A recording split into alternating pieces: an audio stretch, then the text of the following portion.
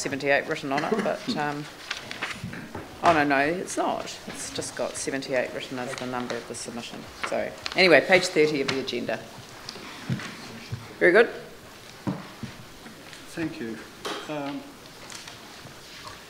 I think I should kick off by saying that I was the clot who made the submission to the Local Government Commission prior to the 2005? 2003. Well, 2004, I think it was implemented. Yeah. 2003 was when you would have been making the submission.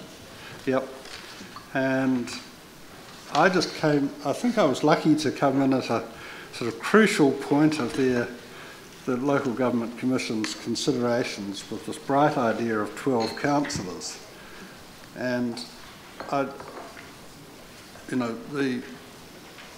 made that submission from a background of a council of 24 plus the mayor, and the council chambers were crawling with councillors looking to be fully occupied and hanging around people's offices, and it was blindly obvious to me at that time that the council did not need to be of that size, and I thought the only thing that would actually change the behaviour of the council, and I strongly wanted it to move more to governance, and was to deliver a sharp shock, and that was to cut it in half. And So I can blame you. You can. And sadly I was wrong. I hadn't reckoned on the management style of Leslie McTurk, and I certainly hadn't reckoned on the series of earthquakes that Christchurch suffered.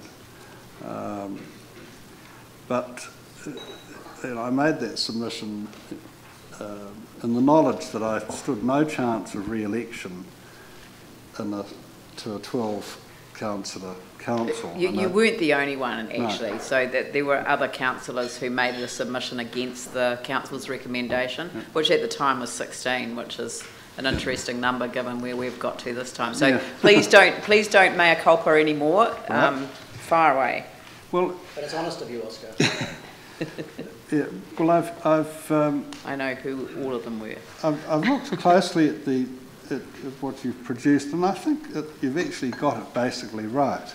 And the only things that I really take issue with strongly are the treatment of Banks Peninsula and the election of councillors, one per ward. And I've suggested that you will end up with a council of 16 former broadcasting personalities and sporting personalities. And while I have nothing against... Because we've only got one.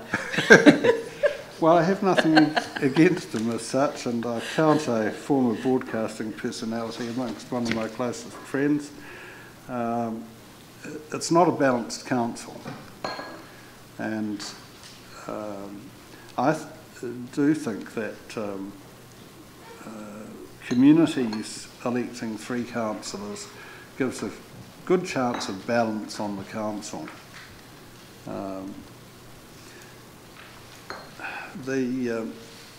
In relation to boundaries, I just want to remind you that rivers and railway lines make very good boundaries between communities. They do divide communities, but they're good because no one has frontages to them, in the sense of having addresses on rivers or railway lines. Banks Peninsula I recognise as a separate community. I had, in a former role as chairman of the Heathcote County Council, a lot to do with Banks Peninsula. We had a joint electricity authority. We supplied water to Littleton and Diamond Harbour from Heathcote, And in that context, I became well aware of Banks Peninsula, which then comprised several councils, being really very, very different. But I think in the current climate, having 2 community boards on Banks Peninsula is an indulgence. And while I can see that there is a difference between the Littleton Harbour Basin and the Akaroa Basin, the difference between Hallswell, Hornby and Riccarton is such that I can see very strong differences within that proposed community. Not that I actually think that makes a very good community, but the differences that they can see on Banks Peninsula between the Littleton Harbour Basin and the Akaroa Basin are small in comparison with the differences that would exist within any of the city wards. So those are really the points that I wish to emphasise, and I'm happy to answer any questions.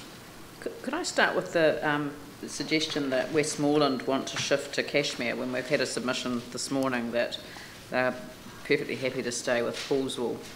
Is that just based on what it looks like, or is there a view that you've had expressed to you by people who live in the area?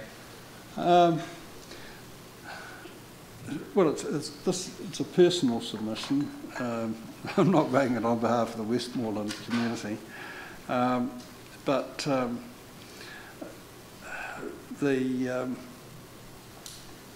I just don't. I'm aware of this submission having been made in the past by the Westmoreland community, but I just can't see the connection with Hallswell and Hornby and... Where did they go to shop? Barrington. Barrington. Which isn't actually in Cashmere either. No. Yeah, some of the ones I've talked to go to Hallswell, so... Anyway, but Tim and then Phil. Thank you, Oscar. I guess following on with regard to the Barrington shopping area being a key activity area, and not in the Cashmere area, but it does service those areas right around it if you drew a line, so it's not just Cashmere. But I guess looking at, say, the Beckenham shops where you mentioned that perhaps that should be in the Cashmere area, they're right on the edge with regards to the Strickland Street, Tennyson Street, etc. But again, those shops also look after a circular area, don't they? So whether they're they're probably better on the edge because they do service more than one community. What are your thoughts? Well, it's just that they may well service the area, but if they're outside the reach of the elected representatives for the area that provides most of their customers, that doesn't seem right to me. Thank you. Bill? Thank you, Oscar. I just want to ask you about your point about electing 3 councillors per community or across wards. And you'll be aware that when we had the pre-consultation, the earlier discussion with people, they were really clear that they wanted to have closer contact with their local councillor. So, and I guess that's based on the premise that people are best served by representatives close to their community. So I'm just really wondering how, in fact, if we have 3 councillors per sort of community across wards, how in fact that isn't going to lead to voting at large. Yeah, well, having spent more of my years as a community board member than as a councillor, my response to that would be that people should see their community board as the people to look after their local interests, and councillors need to rise above those local interests and think about the interests of the city as a whole, while being mindful of the interests of their local community. But I progressed from a stage in the Heathcote County Council where people would ring me up readily and call me by my first name, Oscar, do you know that there's something that needs doing? And I didn't know them really, but they knew me as the guy who rode his bike down Colombo Street and was the local councillor, and it was very, very local.